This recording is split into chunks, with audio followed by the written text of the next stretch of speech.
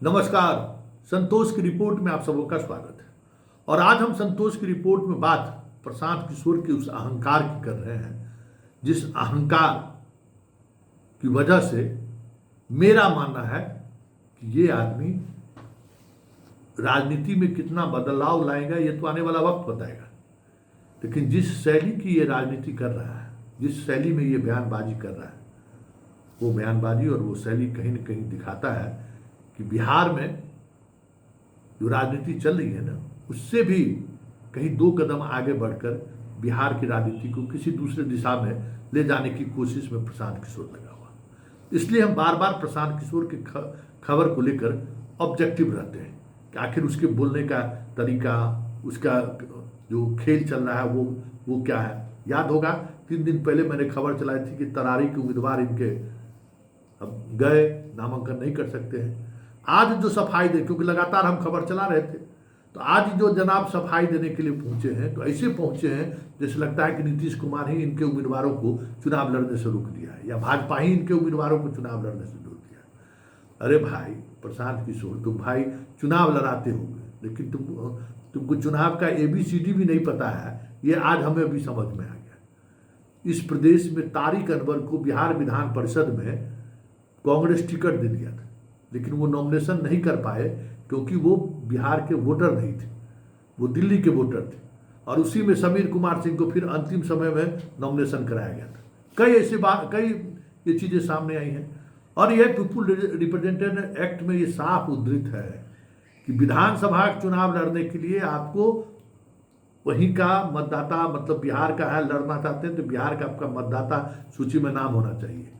और जब चुनाव की अधिसूचना हो गई भाई, तो ये अगर इतना भी जानकारी आपको नहीं है तब तो फिर बेकार न कहते कि हम चुनाव लड़ते। कौन आपको इसके लिए रखा हुआ था? इसलिए समझ से परे की बात है भाई। जब मतदाता सूची का प्रकाशन हो गया तो फिर फॉर्म 8C कैसे आप भर सकते हैं? वो तो मतदाता सूची का जब तक प्रकाशन नहीं हुआ है तब तक आप भर सकते हैं। मतलब ये बेसिक जानकारी भी चुनाव लड़ने का आपके पास नहीं है।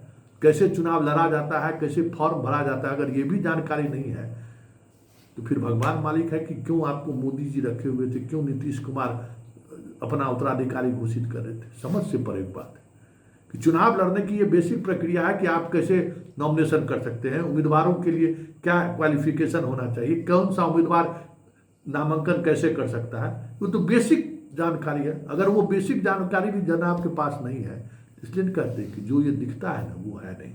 जरा सुन लीजिए। और अहंकार देखिए, मतलब एक सेना के उपाध्यक्ष को किस तरीके से बच्चा बच्चा कह के संबोधित कर रहा है। मतलब ये जो है ना, ये अभी भी अपने आप को किंग मेकर की भूमिका में दिखाना चाहता है कि हम किंग मेकर हैं, हम अलग अलग जगहों से लोगों को लाकर लड़वा रहे हैं और हम तो किंग हैं। ये शैली जताता है, इसका अहंकार है कि ये बहुत बड़ा फरेबी आदमी है, जिसे अपने से बड़े लोगों का सम्मान करना नहीं जाने, जो अपने से बड़े लोगों को लेकर इस तरीके का भाषा का इस्तेमाल करे, तो वो समझ लीजिए कि वो अंदर से बहुत डरा हुआ व्यक्ति होता है। तुम ताम की भाषा जो करे ना, वो समझिए कि बहुत अंदर से डरा होता है। तो जरा सुनिए प्रशांत किशोर तरारी में जो मुंह खाए हैं उस पर क्या कर रहे हैं। तरारी में लेफ्टिनेंट जनरल SK सिंह जो सेना में वाइस चीफ रहे हैं, उनके इलेक्टोरल रोल के नाम को लेकर जिला प्रशासन ने बात उठाई है।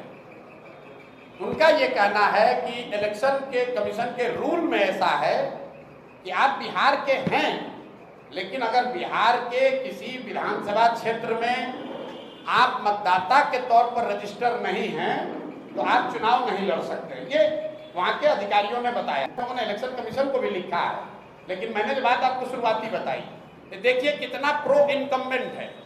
जो लड़का करण तरारी का देश का वाइस चीफ बना आर्मी का, जो सेना को लीड किया सियाचिन में, जो सेना को लीड किया ऑपरेशन पराक्रम में, उस आदमी को वो अपना इलेक्ट्रिसिटी बिल है, उसका जमीन है, घर है तरारी में, लेकिन एक रूल बनाकर कह रहे हैं कि नहीं, इनको चुनाव नहीं लड़ने दिया जाएगा क्योंकि तरारी के इनका वोटर लिस्ट में इनका नाम नहीं है।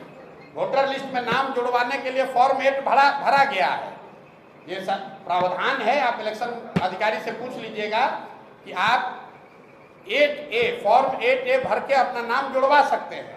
नोएडा से जहां उनका नाम इलेक्टोरल रोल में है, वहां के डीएम ने नोटिफाइड करके जारी किया है कि यहाँ पर इलेक्टोरल रोल में ये है। जनरल साहब की पत्नी की डेथ हुई है 2020 में। उस समय तक वो बिहार के वोटर लिस्ट में थे, लेकिन पत्नी के डेथ होने के बाद वो नोएडा में रहते थे, तो उनका इलेक्टोरल रोल में नाम शिफ्ट हो गया, क्योंकि 24 में उनको वोट देना होगा। अब इसी को आधार बनाकर जिला प्रशासन या इलेक्शन के लोग उनको लड़ने से रोकना चाहते हैं, उसको देखा जाएगा। लेकिन इस तरह की चीज तो लोकतंत्र में आती ही रहेगी। आप व्यवस्था के सामने खड़े होइएगा तो जो वहाँ बालू माफिया है, जो हजारों करोड़ रुपया लूट रहा है, वो इतना आसानी से थोड़ी छोड़ेगा।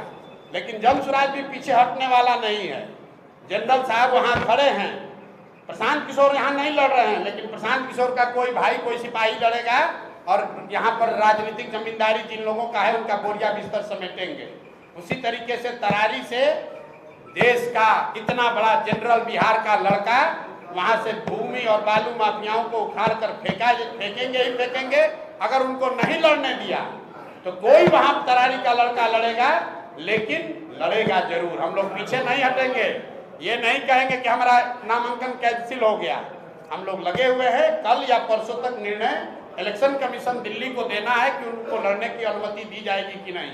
लेकिन आप जरा पत्रकार होने के नाते समझिए, बिहार का जो लड़का पूरे 75 साल के इतिहास में सिर्फ 2 ही लोग आज तक vice chief of army staff बने हैं बिहार से, एक गवर्नर एसके सिन्हा और एक एसके सिंह। उस लड़के को आप चुनाव नहीं लड़ने दे रहे हैं।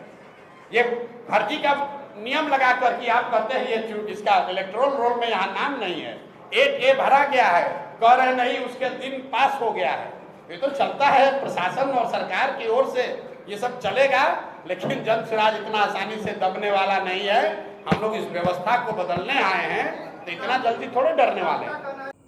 अब आप सुन लिए, अब दूसरा बयान भी इनका सुन लीजिए। ये जनाब कह रहे हैं कि रामगढ़ में हम जगतानंद सिंह के परिवार को 4थे नंबर पर होगा, ये आप अभी लिख लीजिए। तो याद कीजिए लोकसभा चुनाव में क्या लिखाए थे और क्या कहे थे कि हम छोड़ देंगे सब कुछ। तो ये बहुत बड़ा फरेबी आदमी है, कहा समझ गए। और राजनीति, अब ये राजनीतिक व्यक्ति हो गया है कि जितना ज़्यादा से ज़्यादा झूठ बोलो, कोई उस झूठ का कोई कीमत नहीं है। याद है ना कि कई चैनल पर ये जनाब दिल्ली में बैठकर कहे थे कि भाई बीजेपी की एब्सोल्यूट मेजॉरिटी और लगभग 400 के करीब सीट आएगा, और नहीं आएगा तो हम राजनीति छोड़ देंगे। ये वहाँ भी कसम खाया था और आज फिर कसम खा रहा है कि रामगढ़ में 4था पोजीशन पर रहता। मतलब इस तरीके, यही ना अहंकार है भाई। आप हैं क्या? चुनाव लड़ाने वाला तो भगवान मालिक है, चुनाव लड़ाने वाला तो मोदी जानता होगा कि नीतीश से जानता होगा कि ममता बनर्जी जी जानती होगी।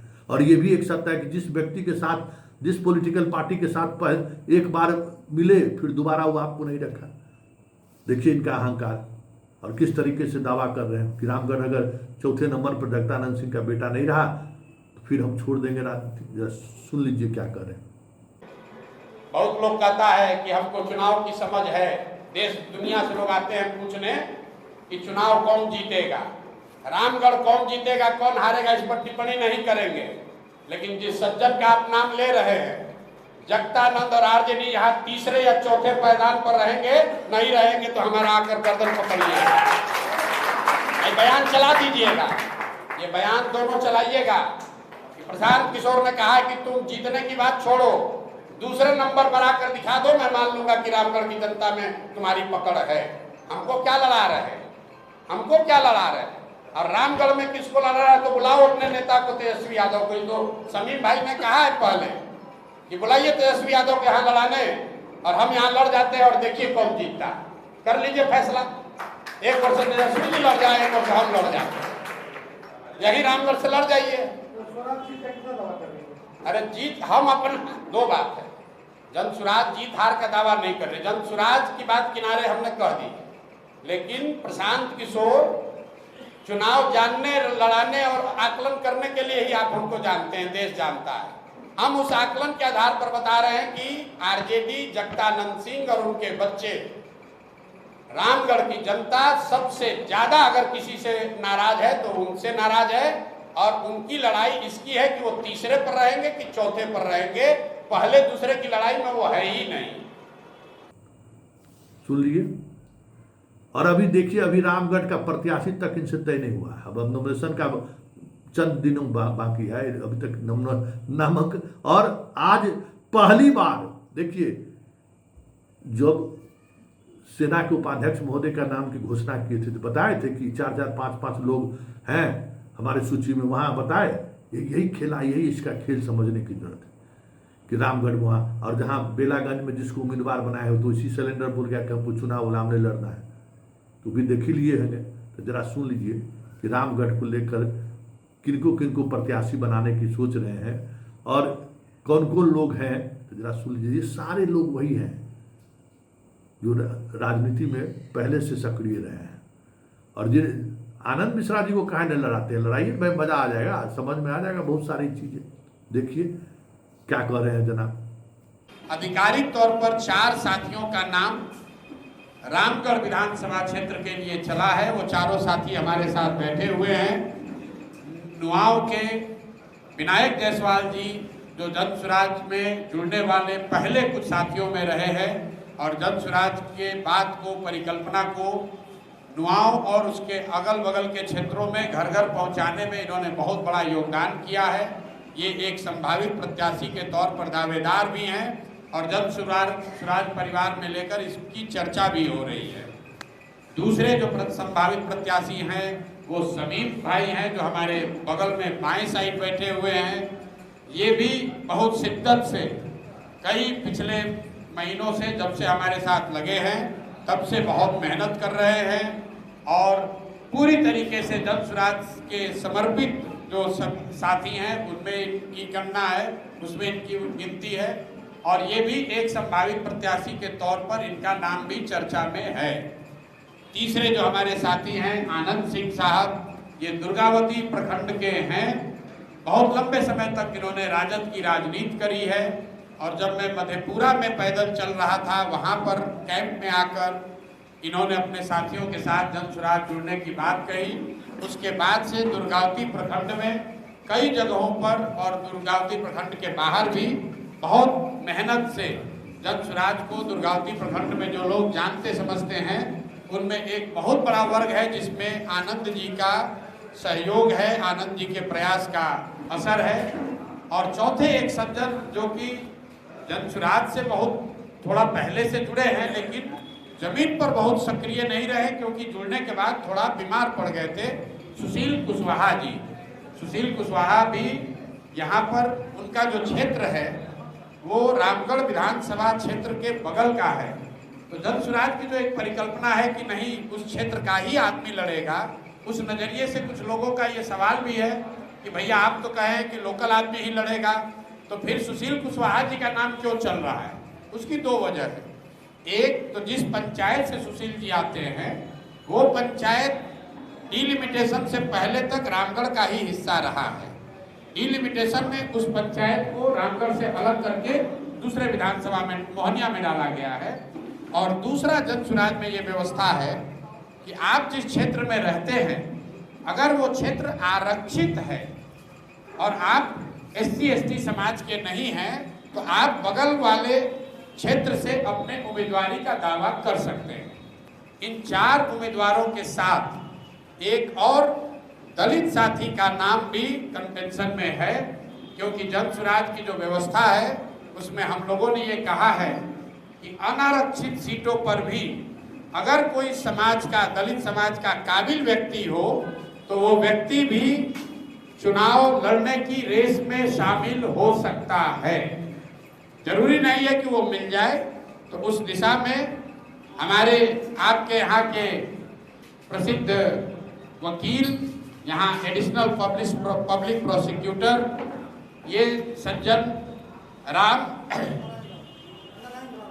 नारायण राम जी, ये भी एक बड़े दावेदार हैं और रामगढ़ विधानसभा क्षेत्र में ही रहते हैं। हालांकि भभुआ में प्रैक्टिस करते हैं। बहुत लंबे समय से समाज में दबे कुचले लोगों की, गरीबों की, SC/ST समाज के लोगों के खिलाफ जब भी अन्याय हुआ है इस क्षेत्र में वो लड़ते रहे हैं उनकी आवाज बनकर। तो ये 5 प्रत्याशी हैं। मैं आपसे और अपने साथियों से माफी चाहता हूं कि मुझे अभी 10-12 घंटे का और समय लगेगा। इसकी घोषणा हम लोग करेंगे कल सुबह, लेकिन इन 5 में से ही कोई एक आदमी प्रत्याशी बनेगा।